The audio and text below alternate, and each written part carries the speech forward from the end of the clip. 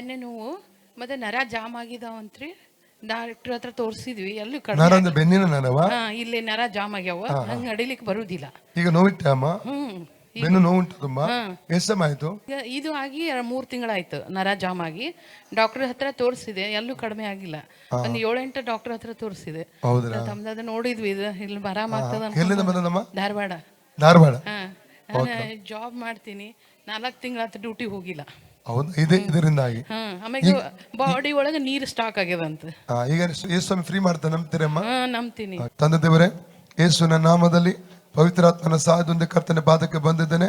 ಅಕ್ಕ ಮಹಾದೇವಿ ಎಂಬ ಈ ತಾಯಿಗಾಗಿ ಪ್ರಾರ್ಥಿಸ್ತಾ ಇದ್ದೇನೆ ಸ್ವಾಮಿ. ಕಳೆದ ಕೆಲವು ತಿಂಗಳಿಂದ ಅವ್ರು 4 ತಿಂಗಳ ಡ್ಯೂಟಿಗೆ ಸಮೇತ ಹೋಗಲಿಲ್ಲ ಅಪ್ಪ. ಬೆನ್ನಿನ ನೋವಿನಿಂದ ಯಾತನೆ ಪಡ್ತಾ ಇದ್ದಾರೆ ಕರ್ತನೆ.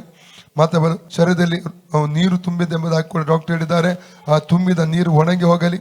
ಅದು ಮಾತ್ರವಲ್ಲ ಕರ್ತನೆ, ಆ ಬೆನ್ನಿನ ನೋವು ಪೂರ್ಣ ಸೌಖ್ಯವಾಗಲಿ.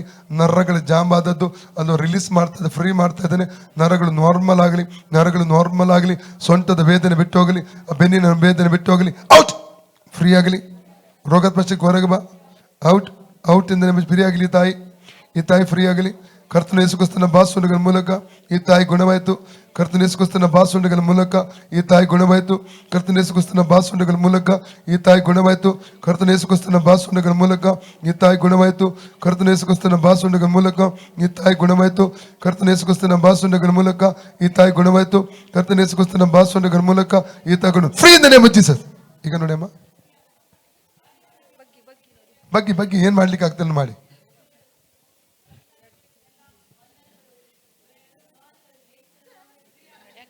ಏನಮ್ಮ? ಇಲ್ಲಿ ನಡೆದ್ರೆ ಅಳಗ್ತಿತ್ರಿ ನನ್ಗೆ, ಈಗ ಇಲ್ಲ. ಹೋಯ್ತಲ್ಲ? ಇದು ಹೋಯ್ತ. ದೇವರಿಗೆ ಸ್ತೋತ್ರ ಹೇಳಿ. ಯೇಸು ಸ್ವಾಮಿ, ನನಗೆ ಸೌಖ್ಯ ಕೊಟ್ಟದಕ್ಕಾಗಿ ನನಗೆ ಸೌಖ್ಯ ನಿನಗೆ ಸ್ತೋತ್ರ. ನಿನಗೆ ಸ್ತೋತ್ರ.